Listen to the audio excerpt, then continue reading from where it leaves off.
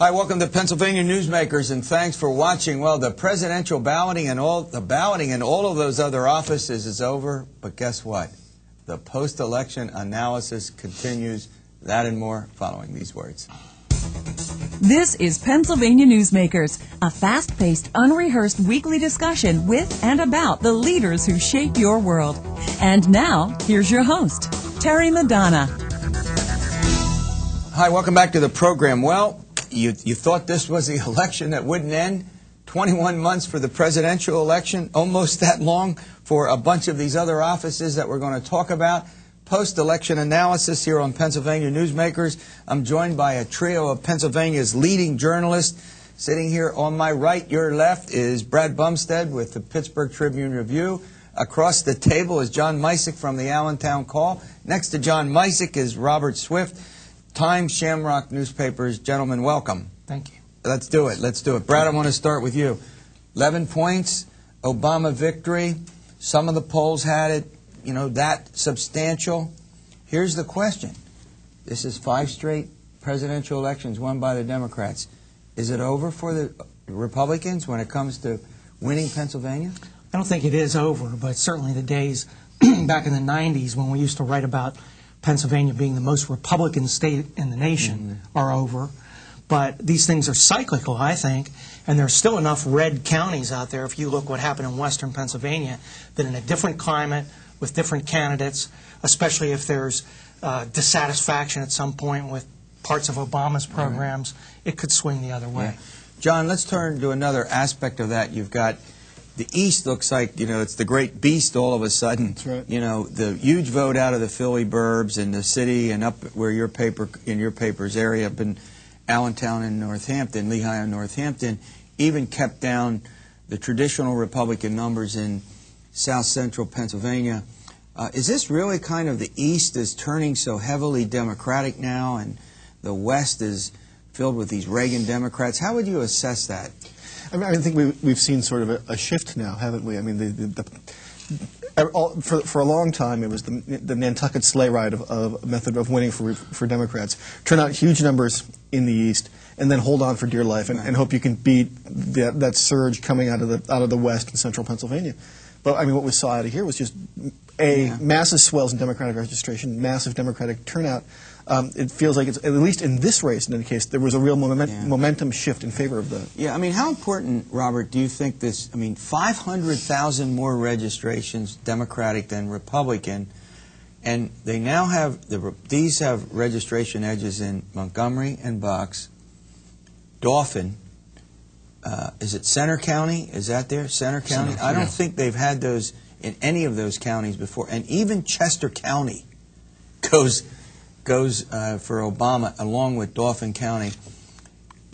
Back to the same question. Is this over? I mean, well, right now you're starting to change the face of the electorate in Pennsylvania. So we do because of the new registration. So we are doing with a new electorate. The question is whether this was whether for Pennsylvania this was a what they call realignment election, or would it take several more elections where these voters show up again? Will they vote next year in the local races? The records show a drop off, and when a drop-off usually with these new voters in the succeeding year. That's the pattern, but we'll have to see. Governor Rundell was theorizing today that it had a lot to do with the kind of Republican that was being run in this race. What's he mean? It's too conservative? Like a cultural conservative, like an economic conservative might be able to pull that off.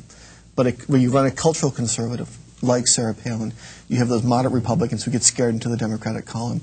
You have independents who might have broken from McCain now going over to the Democrats because they're unsure, and that doesn't move any of the Hillary Clinton voters I thought they were going to pick up. But that doesn't explain Kerry, Clinton, and Gore, all of which had not arguably pretty decent running mates. I mean, no one can make an argument that their running mates weren't pretty decent. Go ahead. I think Obama won Pennsylvania handily for the same reason that he won in just about every other state, and that's the economic crisis that took place about a month before the election on Wall Street. The minute that happened, it became apparent to me McCain could not win. He was going to get tagged by the voters with all the problems of the Bush White House was to a certain extent before, but at that point it was a no turnaround.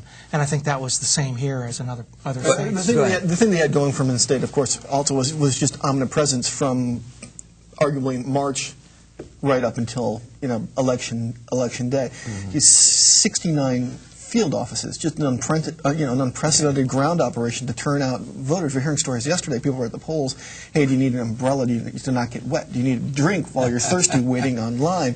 They made thousands of calls, took thousands of people to the polls. Robert, and you didn't get the sense that the McCain people had the same kind of organization in the state. Yeah, we're almost out of time with this segment. Have you ever seen, I mean, you've a long time, you've written a lot about this state's political. Have you ever seen an organization quite like the one that Obama unleashed on the state last Tuesday?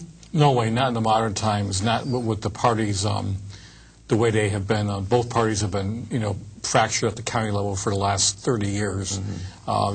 We've seen reformist candidates like Milton Schaap or running that kind of campaigns, but nothing of the, once again, the organization of Obama, where they had, offices down in Cumberland, Adams County, things of that nature, Republican counties. So we're going to go to break. We're going to talk about Congress, 19 congressional seats, one lost, a Republican. Not totally a surprise. A couple of Democrats squeaked out. I want to talk about that when we come back. But before that, Pennsylvania is still competitive, even though it's a little bluer today, statewide? It's competitive, once again, for the right kind of Republican candidate. For the right kind of Republican. You agree? Look at Corbett's showing in the Attorney General's race. And we'll talk about that. All right, Congress coming up following these words. This broadcast of Pennsylvania Newsmakers is presented by the Pennsylvania Chamber of Business and Industry, the statewide voice of business. This broadcast of Pennsylvania Newsmakers is presented by Pennsylvania Medical Society. Doctors and patients, preserve the relationship. And by the Pennsylvania Manufacturers Association. Business in Pennsylvania is our business. Hi, welcome back to Pennsylvania Newsmakers post-election wrap-up. I know, this is it, I promise. No more. They're all smiling. These guys want to move on. You want to move on to other subjects, I think. But one more time. All right, Robert, let me turn to you. Congress, it was 12 Democratic, if I got this right, no, 11 Democratic, 8 Republican before we went into this election. One of the 8 Republicans got knocked off, Phil English, up in the Northeast. Hey, wasn't that a McCain area? The district has had a registration edge for Democrats for at least 30 to 40 years. But English had been one of those Republicans who rode the populist wave of 1994, along with Rick Santorum. Melissa Hart was another one. They all knew each other, and now they've all been ousted from office in the past 2 elections. And Phil, but he was sort of a moderate guy, I thought. I thought he did not have sort of that. That was my impression. That conservative, that he sort of got tripped up. But he never had won big. I mean, he always had, and he ran into a pretty good opponent. But let's talk about, I think, the 2 marquee races. Of all things, John, 2 Democrats facing severe problems. We've got John Murtha out in the Southwest who made the comments that his Western Pennsylvanians are racist, and then followed it up by saying, no, they're not racist, they're just rednecks. I was sort of surprised by the size of his victory. You talk about a guy who made his life unnecessarily difficult. He had to not. He went from really coasting, not having an opponent, not really having a campaign operation to speak of, to having the Democratic Congressional Campaign Committee swoop in with $100,000 and a mea culpa, maxima culpa TV ad where he looks into the plaintively into the camera and apologizes for his various incidents. And says, "I'm one of you." I'm one of you. I'm one of you. Just extraordinary. But it was one of these cases, along with Paul Kanjorski in the 11th District in Wilkes-Barre, Hazleton up there, where I think voters ultimately decided to go with the devil they know. They sort of weighed out the comparative sins and said, well, wait a second, Murtha brings home untold millions to Johnstown. Kanjorski did the same thing for his district. That buoyed by the numbers, there was not sufficient motivation to change courses. But Kanjorski certainly had some help from Obama, who carried a district, I think, pretty handily. Yes, strong for that region, 55-45. And that had to help Kanjorski out. In the polls that were done earlier, independent polls, it did show him in some difficulty. I was surprised by that race. I thought that English would lose, and I thought that Kanjorski was in jeopardy. Lou Barletta is a really strong candidate, and I thought that Republicans really had a chance to knock Kanjorski off, but didn't happen. Well, now It looked like it was going that way for a little while on Tuesday night. Barletta was initially out by a bit, and then Kanjorski came riding back at the end. So now the Republicans are down of the 19 delegation to 7. That's a pretty low number. And the other incumbents seem to do reasonably well. If you look around, I mean, Pitts and Joe Pitts in the 16th, Todd Platts over in the York District. Most of the other incumbents seem to fare reasonably well. Do you think, Robert, that situation has sort of stabilized, that barring some tsunami effect, that the Republicans are now down to about their irreducible minimum in the Congress? That's probably their nadir, but here's the problem for Republicans. Their bench for statewide candidates has often come from Congress. Yeah. Tom Ridge, a classic example, Pat Toomey. That's where you get your statewide candidates often. So when that congressional bench shrinks, and maybe then you start looking for what Republicans to try to find statewide candidates. Right now, you got the Attorney General. Yeah, well, maybe they go to the business community, something the Democrats have been known to do from time to time. All right, switching gears, talking about statewide office. Again, 2 Democrats, one for Auditor General and for State Treasurer. No surprise, Jack Wagner, the incumbent Auditor General, coasted to victory, and the new kid on the block for State Treasurer. Tell me, go ahead. Tell me, on the Attorney General side, however, Corbett escaped. I mean, he escaped the Obama tsunami in the state. How do you think that happened, Brad? In one way, it was really one of the biggest surprises of the night. In another way, not a surprise at all. Not a surprise in the sense that Corbett was favored in this race. But as you looked at the results coming in last night, they were going heavily for Morganelli. At one point, Corbett was behind 500,000 votes.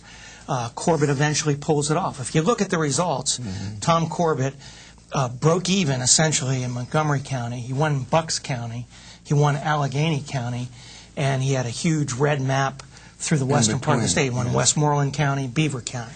Clearly, he was aided by the publicity that he's gotten over the bonus investigation since July.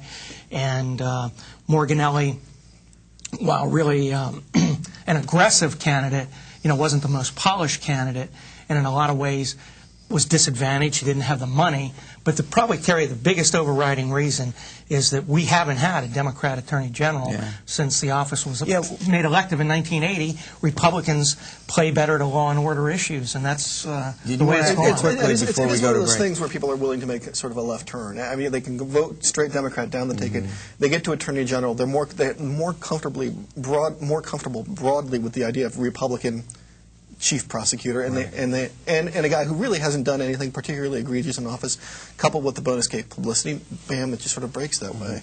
All right, we're going to go to break. The state legislature, Democrats have done a little better in the House. The Republicans have done a little better in the Senate. What's all about that?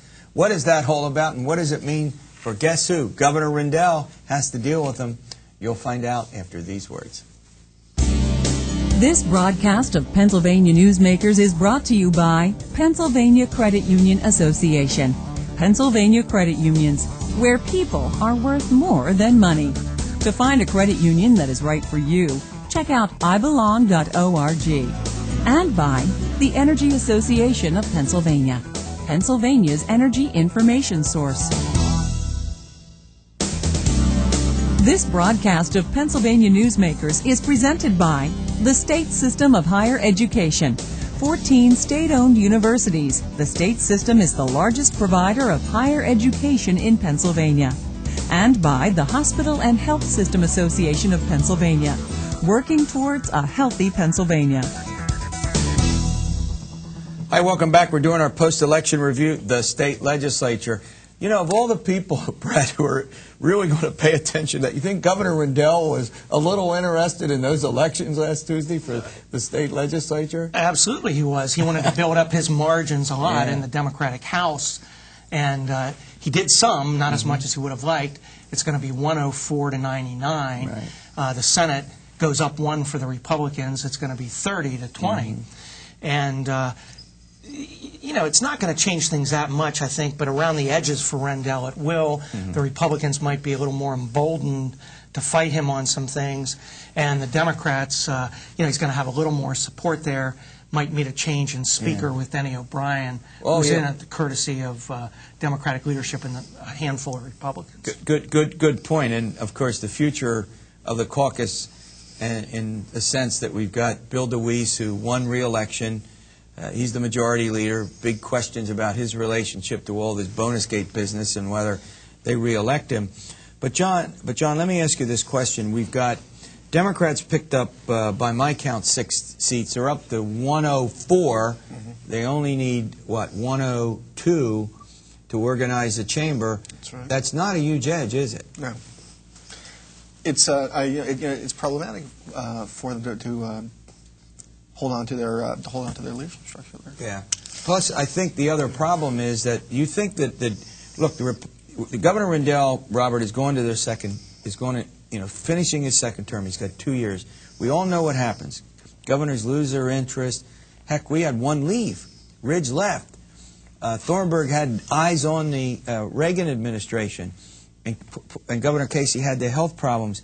Do you think, is this going to really embolden the Republicans to try to stop Rendell's agenda? Well, the problem with anybody's agenda is this looming budget deficit. Yeah. That's now at $500 million, and some are projecting up to $1 to $2 billion. They're just trying to deal with that alone, with these margins and these relationships that have been established, and the potential the way they like to go into the summer months to try to deal with these fiscal issues is going to sap up a lot of the agenda. Now, Republicans have been, go ahead. The problem for Rendell, particularly in the Senate, where they might be feeling their oats a lot more, is the loss of Vince Fumo, the ranking Democrat on the Appropriations Committee, who had been, the governor's fixer in the Senate for his first 6 years. He's out now, and there's no real obvious replacement or candidate rather to step in and replace him. So given that sort of power vacuum on the Democratic side, you can see Joe Scarnati, the pro tem, and Dominic Pileggi, the majority leader, really feeling like they can step up on this. One of the things we talked about leading up to this election was the impact of bonus gate. Now, while it doesn't look like it had a huge effect statewide, there were pockets where bonus gate played a role in defeating some incumbents. Absolutely. Chris King, a Democratic incumbent in Bucks County, was defeated, and he had, as a staffer, received a bonus that was used against him. And in Beaver County, while some of it was not directly bonus related, it was a spinoff of concern about Mike Vion, who had formerly been the whip from that area. But you saw Elder Vogel win in the Senate race as a Republican, and Bian Suchi, a Democrat who was close to Vion, was defeated by a young Republican, Jim Christiani. And so all in all, given the tsunami, the Obama 11-point victory, the Republicans didn't come out that badly, and they're 2 seats, worse than they were, and they picked up 1 seat in the Senate.